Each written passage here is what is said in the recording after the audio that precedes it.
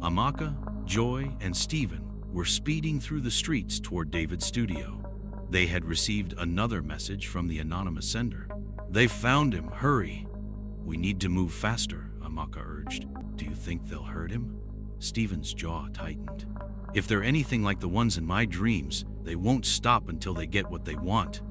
As they approached the studio, the air grew thick with an unnatural chill. The streetlights flickered, and a sense of foreboding settled over them. They burst through the door to find David cornered by the shadowy figure. "David!" Amaka shouted, holding up her phone's flashlight, which cast a beam of light across the room. The figure recoiled slightly, its form wavering, but it didn't disappear. Instead, it turned toward the trio, its gaze, or lack thereof, locking onto them. "You shouldn't have come," it whispered, its voice like wind through dead leaves. The room erupted into chaos. Stephen grabbed a nearby chair and swung it at the figure, only for it to pass through the shadow like smoke. Joy rushed to David, pulling him to his feet.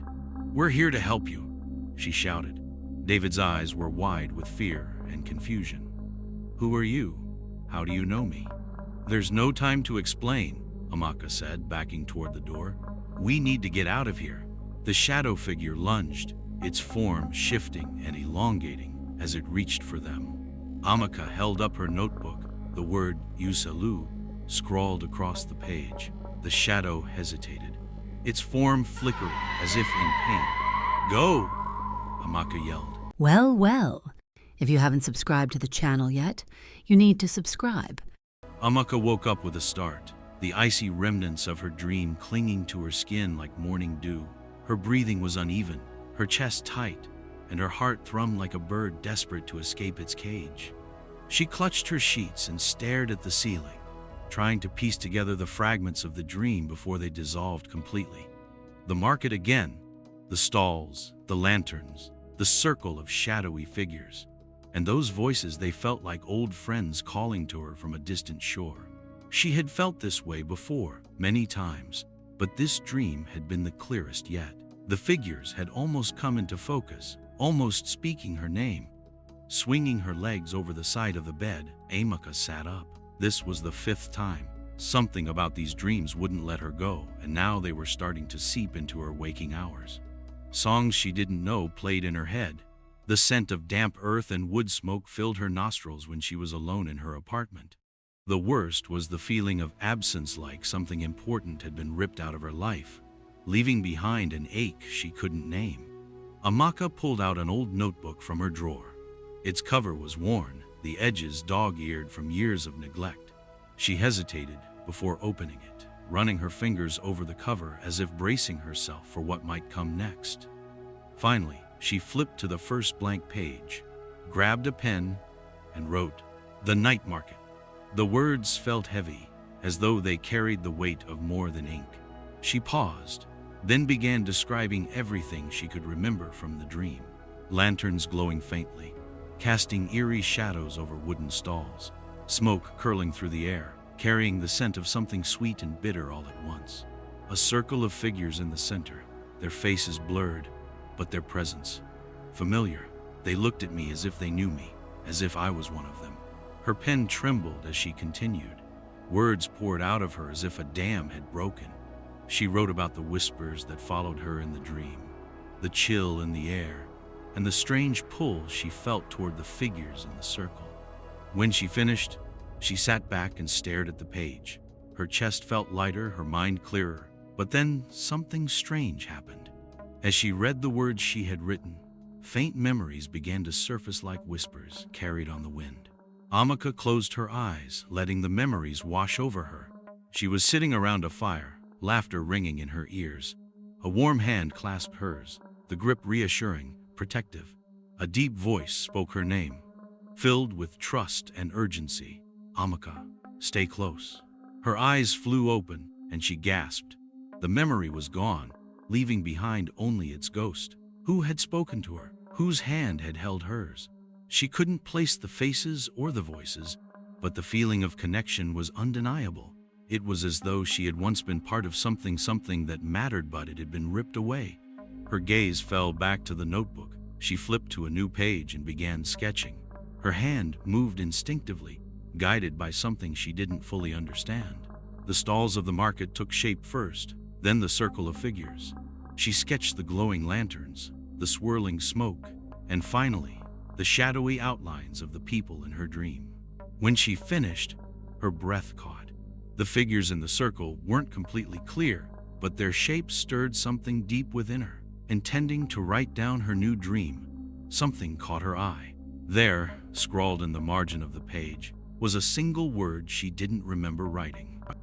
She stared at it, her pulse quickening. Yusalu.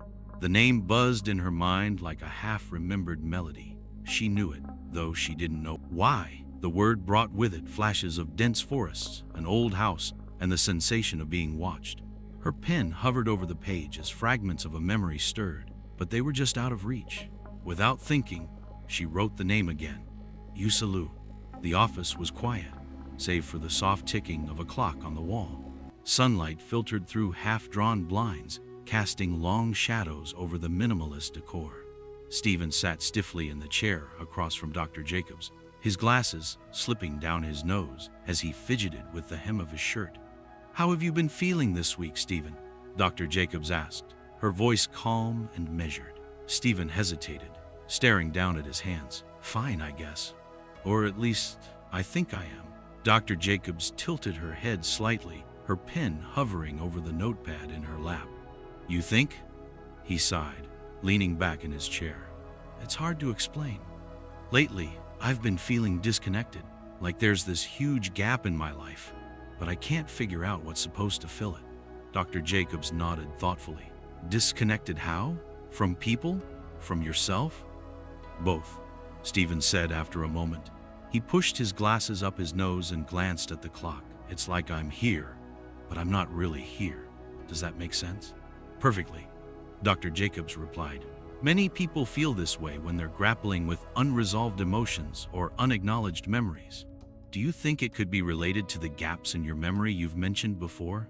Stephen's jaw tightened. The gaps in his memory. They were a constant source of frustration, like a jigsaw puzzle missing its corner pieces. "Maybe," he muttered. "But it's not just the missing memories, it's the dream." "Tell me about them," Dr. Jacobs prompted gently. Stephen ran a hand over his face, feeling the weight of exhaustion settle over him. "They're always the same. I'm walking through this strange market at night. There are stalls everywhere, but they're selling things that don't make sense, like jars of laughter or bottles of light. And there are these people standing in a circle in the middle. Their faces are blurry, but I feel like I know them, like they're important." "Do you interact with them?" Dr. Jacobs asked. Stephen shook his head. "No. Every time I try to get closer, the dream shifts. It's like they're just out of reach. And when I wake up, I feel like I've lost something all over again." Dr. Jacobs leaned forward slightly. "Do you think these dreams are connected to your memory gaps?" "I don't know," Stephen admitted, "but it feels bigger than that. Like it's not just about me, it's about something or someone else." Dr. Jacobs jotted something down in her notepad before looking back at Stephen. "Dreams like this often come from the subconscious trying to process unresolved emotions or events. Have you considered journaling about them? Writing down every detail you can remember when you wake up?" Stephen blinked, her suggestion striking a nerve. "No, but someone else mentioned journaling recently. I can't remember who." "Perhaps it's worth trying," Dr. Jacobs said. "Sometimes, writing things down can unlock connections you might not notice otherwise. It might also help you feel more grounded." Stephen nodded slowly, though he still felt uneasy. The thought of journaling felt right, but he couldn't shake the feeling that it was connected to something or someone he couldn't remember. As the session drew to a close, Dr. Jacobs leaned back in her chair. "Stephen, I think you're closer to understanding this than you realize. The sense of disconnection you're feeling might be your mind's way of nudging you towards something unresolved. Keep paying attention to your dreams, and don't be afraid to explore them." Stephen managed a small smile. "Thanks, Doc. I'll give it a shot." As he left the office, a flicker of something familiar tugged at the edges of his mind. A lamp, a circle of faces, the faint sound of laughter. He paused at the door, his brow furrowed, but the thought slipped away before he could grasp it. That night, Stephen sat at his desk, with a blank notebook in front of him. He hesitated, tapping his pen against the paper. Then, with a deep breath, he began to write, "The night market." The words felt strange and familiar at the same time. He kept writing, describing the dream in as much detail as he could remember: the glowing stalls, the shadowy vendors, the circle of blurred figures. When he finished, he leaned back in his chair, staring at the page. For a moment, nothing happened. Then, just as he was about to close the notebook, he noticed something in the corner of the page, a faint scrawl that hadn't been there before. Uzulu. Stephen froze, his heart pounding. He didn't remember writing it, but the name sent a shiver down his spine. It felt significant, though he couldn't explain why. Picking up his phone, he searched for Uzulu online, hoping for a clue. The results popped up images of a town surrounded by mountains. Stephen's chest tightened as a memory stirred flashes of a forest, the smell of smoke, and the sound of someone calling his name. He shut the notebook and stared out the window, his mind racing. He didn't know what was happening, but one thing was clear: he wasn't alone in this. The studio lights buzzed faintly as David leaned back in his chair, staring at the microphone in front of him. His guitar sat against the wall, untouched for weeks, its strings gathering a faint layer of dust.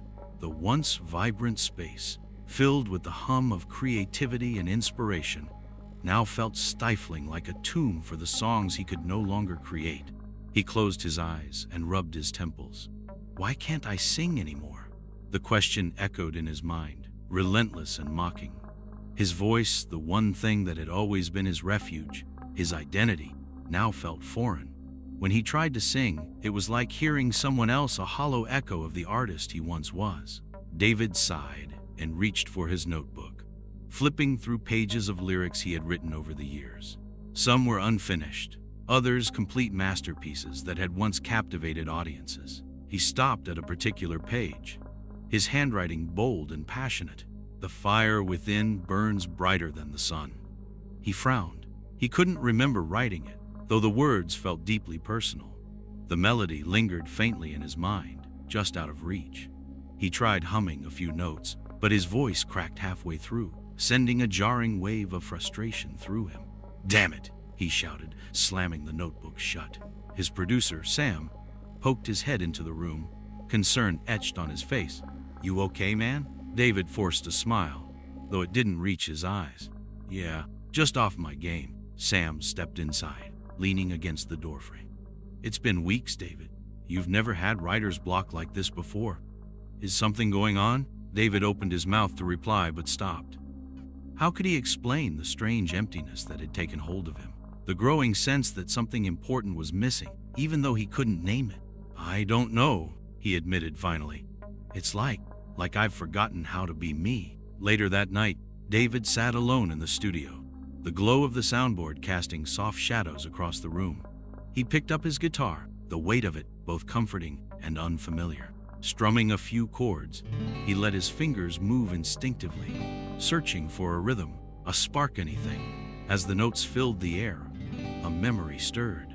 A campfire, warmth, laughter, the sound of someone singing a harmony that intertwined with his own voice perfectly. He couldn't see their face, but the memory filled him with an ache he couldn't explain.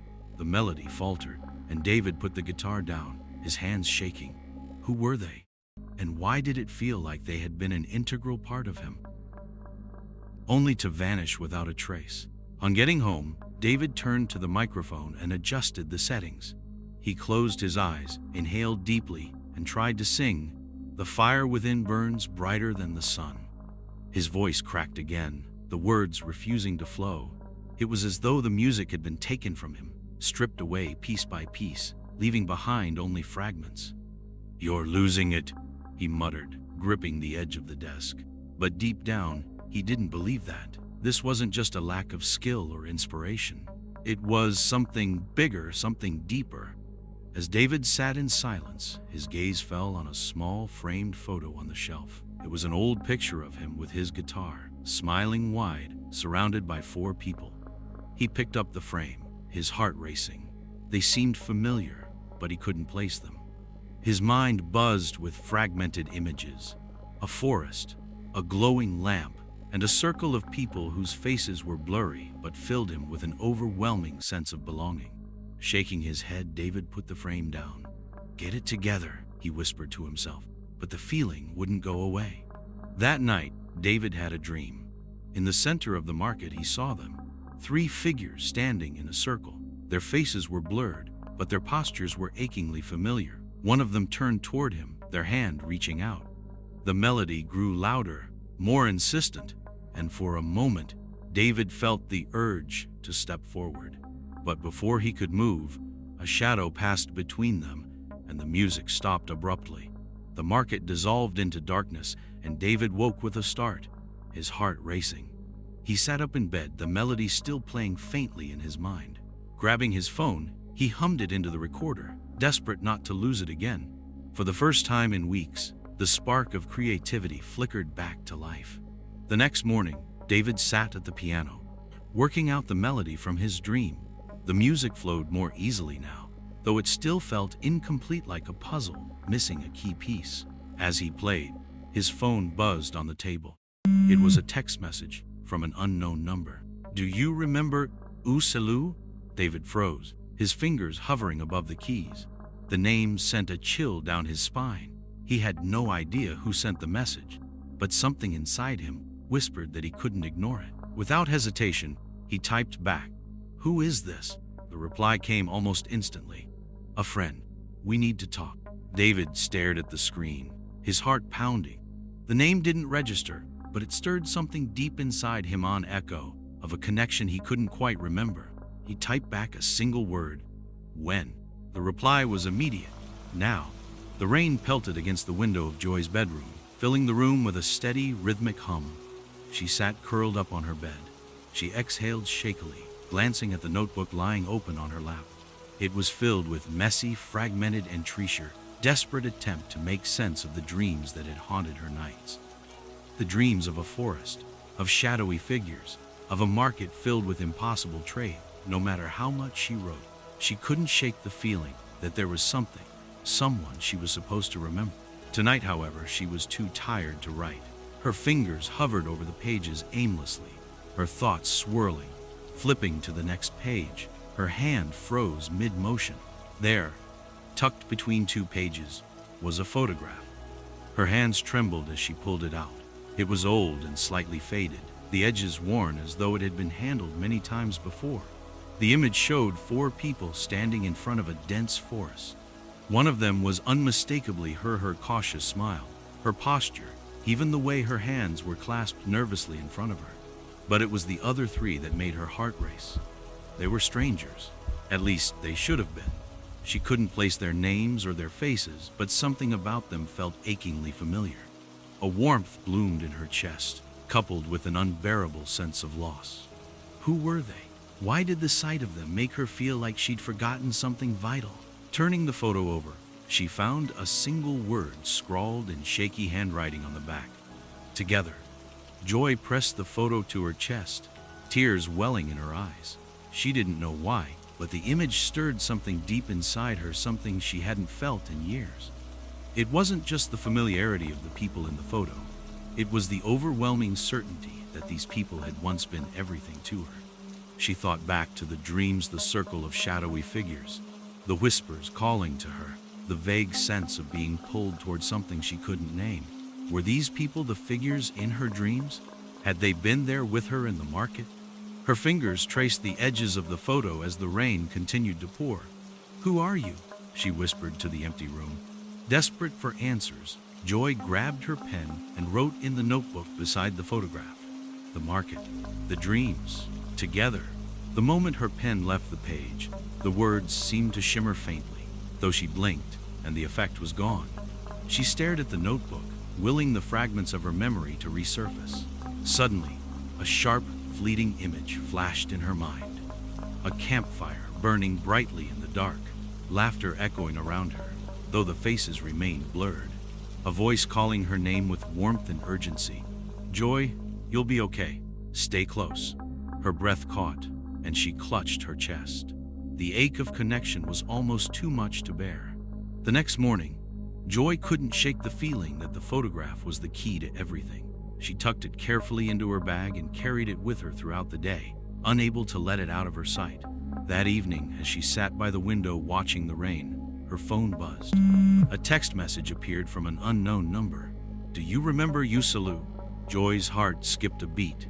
The name felt like a distant melody she couldn't quite place. She stared at the screen, her fingers trembling as she typed back. "Who is this?" The reply came almost immediately. "A friend. We need to talk." Joy pressed a hand to her mouth, tears springing to her eyes. The name didn't ring a bell, but it stirred something within her, a fleeting, inexplicable hope. "When?" she replied. "Now," was the response. The day seems to be gradually coming to an end. Stephen sat hunched over his desk, the dim glow of his computer screen illuminating the cluttered chaos around him. The dark web wasn't new to him. It was where he indulged his curiosity for mysteries and conspiracies, those strange corners of the internet where the bizarre often felt more real than the mundane. Tonight, he was scrolling aimlessly, his mind restless. For weeks now, his dreams had been gnawing at the edges of his sanity. The marketplace, the stalls, the shadowy figures, it all felt too vivid, too intentional. He'd searched every forum he could think of, but nothing had yielded answers. Tonight, though, his luck would change. As Stephen skimmed through yet another thread about supernatural phenomena, his eyes caught a title that made his heart stop. "Have you ever dreamed of a marketplace that feels too real? Where do you see people you think you know but can't remember? If you have, you're not alone. Message me if this resonates." He froze, his breath catching in his throat.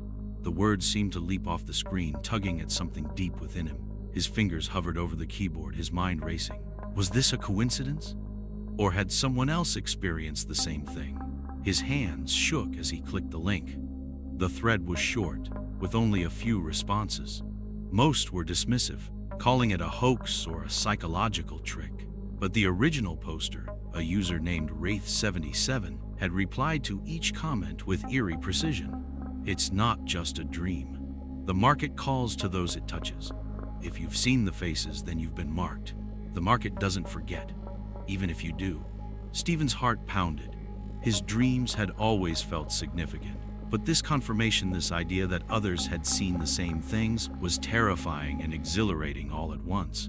At the bottom of the thread was a single instruction: "Message me if this resonates." Stephen hesitated. What if this was a scam? Or worse, a trap? But the pull was too strong. Taking a deep breath, he typed out a message. "I've dreamed of the market. The stalls, the faces, the voices calling me. I don't remember much, but it feels real. Too real. What do you know?" He hit send and sat back, his chest tight. Minutes passed, then his computer chimed. A reply had come through. The message was simple but chilling. "You've been there before, haven't you? You're not dreaming, you're remembering. Go back to where it began, and you'll find your answers." Stephen's eyes widened, stirring fragments of memories he couldn't fully grasp. A forest, glowing lanterns, and laughter.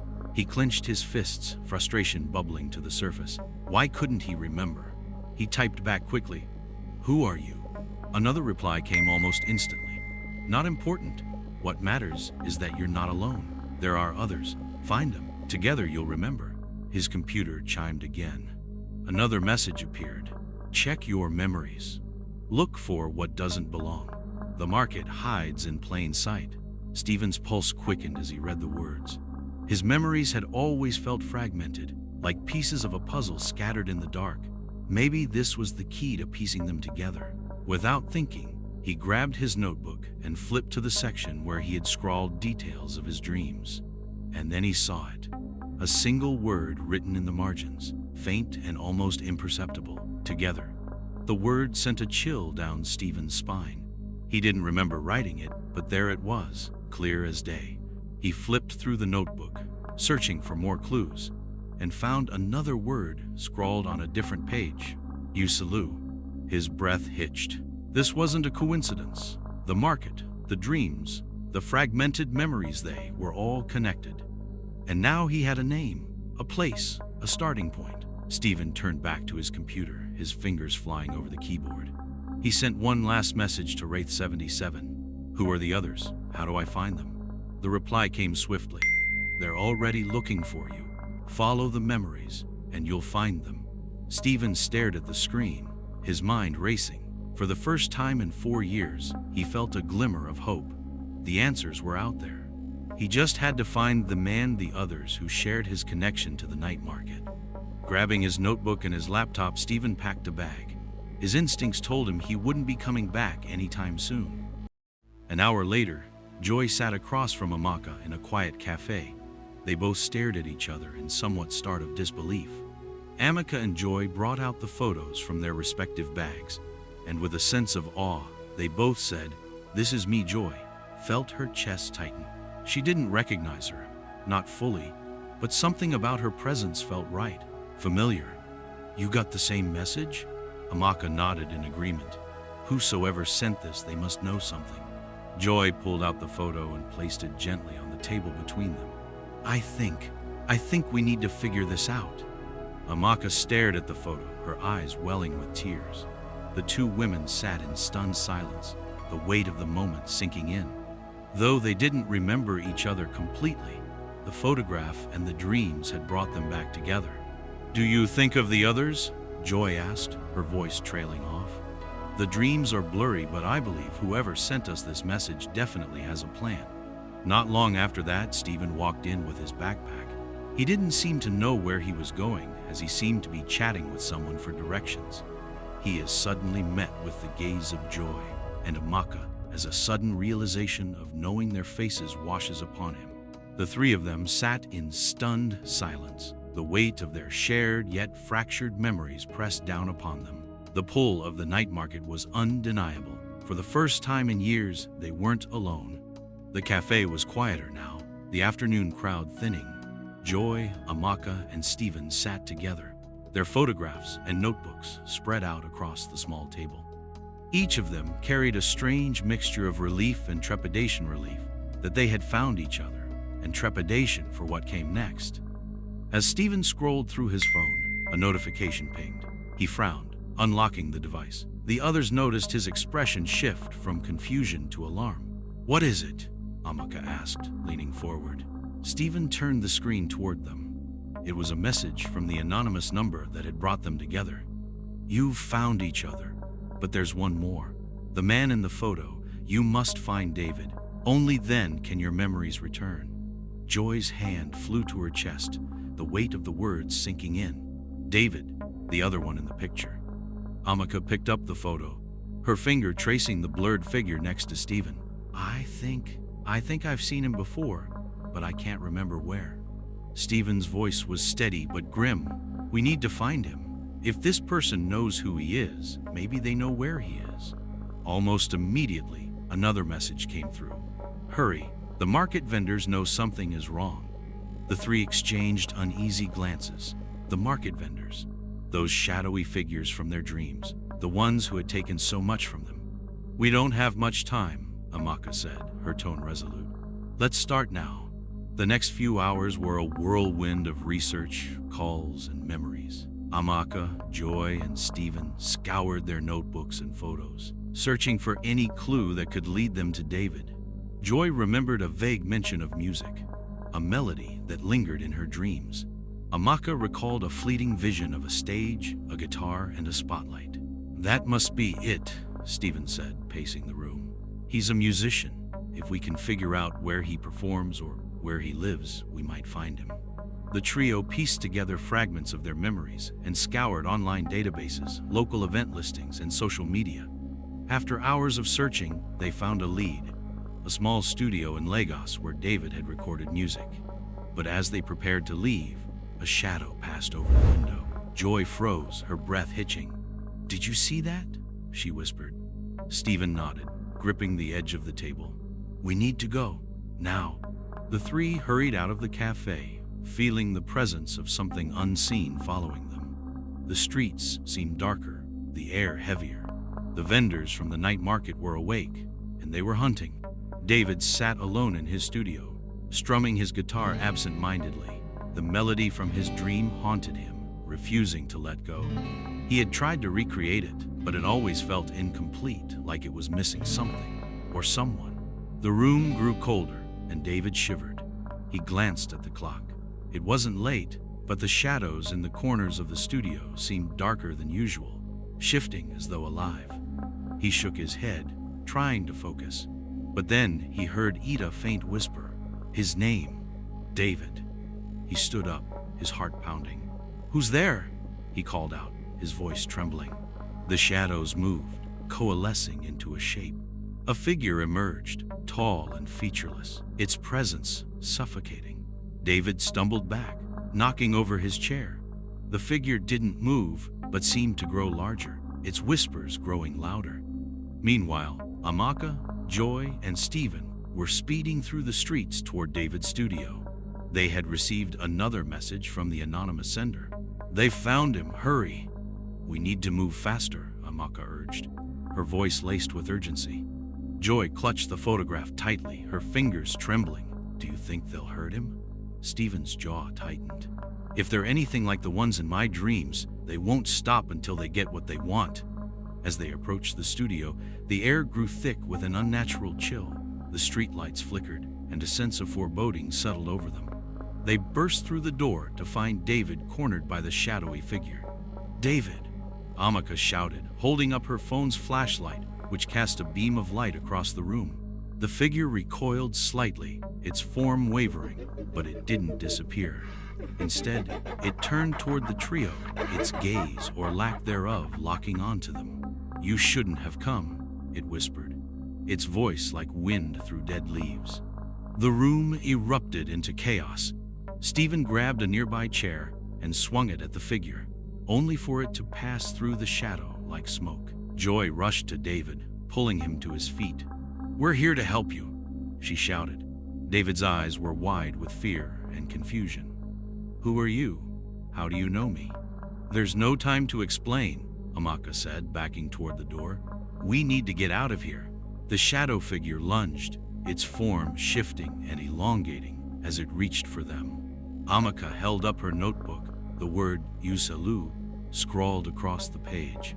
The shadow hesitated, its form flickering as if in pain. "Go!" Amaka yelled. The four of them bolted out of the studio and into the night, the sound of whispers and shifting shadows following close behind. Safe for the moment, the group caught their breath in a dimly lit alley. David stared at the three strangers who had just saved him, his chest heaving. "What the hell is going on?" he demanded. "Who are you?" Joy placed a comforting hand on his shoulder. "We're your friends, or at least we were. We don't remember everything, but we know you're part of this." "This?" David asked, his voice rising. "What is this?" Amaka pulled out the photograph and handed it to him. "This is us, together, and whatever's happening, the night market is at the center of it." David stared at the photo, his hands trembling. "I've been dreaming about this place, the market. And you," Stephen nodded. "We've all been dreaming about it. We don't have all the answers yet, but we know one thing. The market vendors doesn't want us to remember." The four sat huddled inside the dimly lit motel room, the only safe place they could find after fleeing David's studio. The air was thick with tension and unanswered questions. The photograph, now slightly crumpled, lay in the center of the table. Amaka, Joy, Stephen, and David stared at it, their thoughts racing.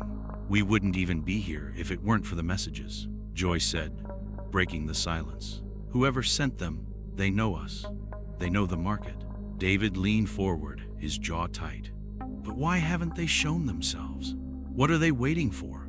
Amaka tapped her fingers against the table. "Maybe they're afraid.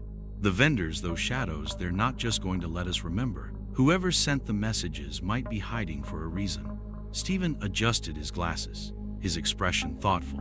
"Or maybe they're waiting for the right moment, a time when we're ready for whatever they want us to know." As if on cue, Amaka's phone buzzed. The screen lit up with another message from the anonymous number. "Meet me at 27 Royal Street, Lagos, midnight. Midnight, all will be revealed." The room fell silent as they read the message. David frowned, his fingers tapping nervously on the armrest. "This feels off. We don't even know who this person is." "They've been right so far," Amaka countered. "If it wasn't for them, we wouldn't have found each other, and they clearly know about the market." Joy glanced at the photograph lying on the table. Whoever it is, they have answers. I don't think we can ignore this. Stephen adjusted his glasses, his voice calm but firm. We go together. We stick together no matter what. The group nodded in agreement, their determination solidifying. They packed up quickly and headed into the Lagos night, their nerves frayed but their resolve unwavering. The address? The journey to 27 Royal Street felt longer than it was, the quiet hum of the city night pressing down on them. When they arrived, they found a small, weathered building nestled between two crumbling apartment blocks. The dim glow of a single porch light illuminated the number 27, painted on the peeling wooden door. This is it, Joy whispered, clutching her scarf tightly. Amaka stepped forward and knocked. The sound echoed ominously, and for a moment, they thought no one would answer. Then the door creaked open, revealing a young woman in her late 20s. Her dark skin glowed faintly in the dim light, and her piercing eyes studied each of them in turn. You came, she said softly, stepping aside to let them in. I wasn't sure you would. The room they entered was small and modest, with an old sofa, a coffee table cluttered with books, and a single lamp casting a warm glow. The young woman gestured for them to sit, her movements deliberate and measured. I'm glad you're here, she began, her voice steady but carrying a weight of emotion. My name is Fola. My mother was Mama Ireti. Amaka's breath caught, and her eyes widened. My mother escaped, but the price she paid was devastating. And because of that, she spent the rest of her life helping others like you, those who were touched by the market and left with nothing but pieces. And David leaned forward, his tone skeptical but curious. So why didn't she help us before? Why are you here instead? She did help you. This is the only reason why you three are still alive. Without the herbs you burnt, you would have been ghosts of yourselves. You owe my late mother your lives. Fola's expression darkened as she saw disbelief wash over their faces. I know you can't remember, but soon you will. We would carry out some rituals to help bring back your memories, but before then, you have to be ready because regaining the memory will come at a cost.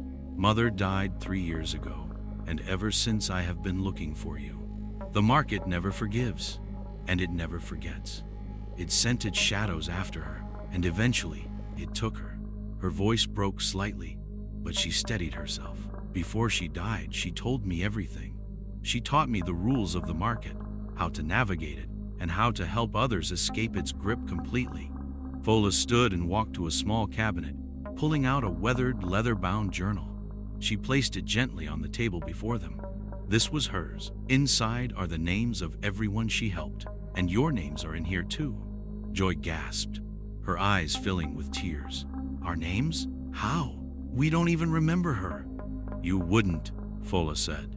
The market erases more than just your memories. It takes pieces of your identity, your connection to each other, and to the people who've helped you. But my mother, she found ways to document what the market tries to hide.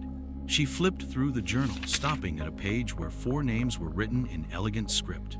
Amaka, Joy, Stephen, David. Beneath their names were notes scrawled in Mama Ireti's handwriting.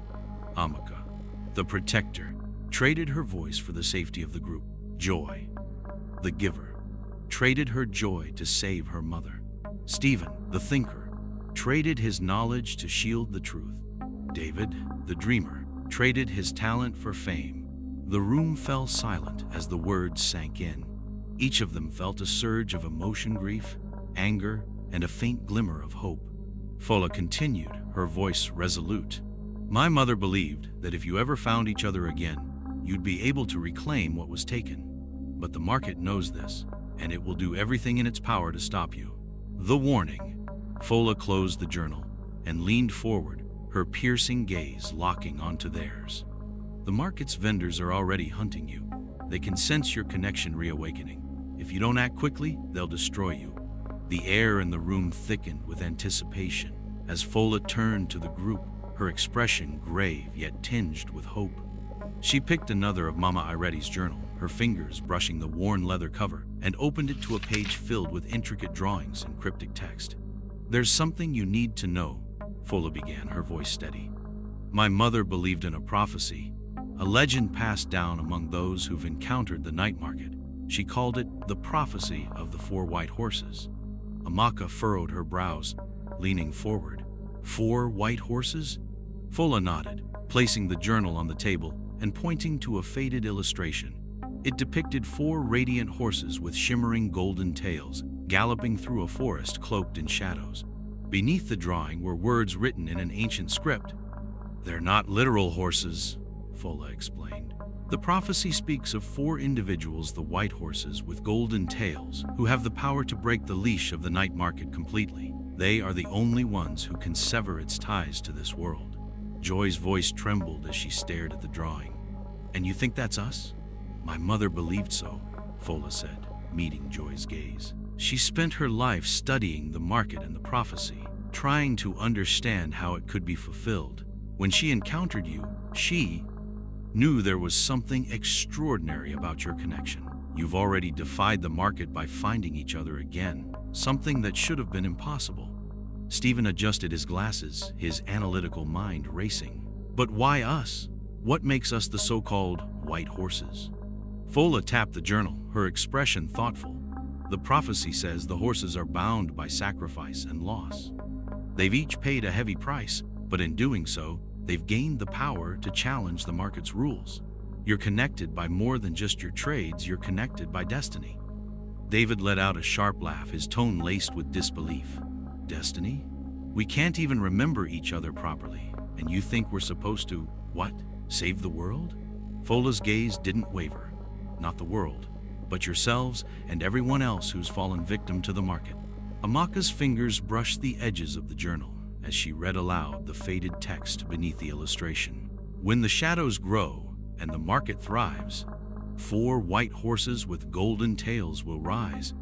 Bound by loss and strengthened by pain, they'll sever the chains the market sustains. But beware the price of their fight, for the market devours even the light." The room fell silent as the words sank in. Joy clutched her scarf tightly, her voice barely above a whisper. "What does it mean, the price of their fight?" Fola's expression darkened. "The prophecy doesn't explain what the price is.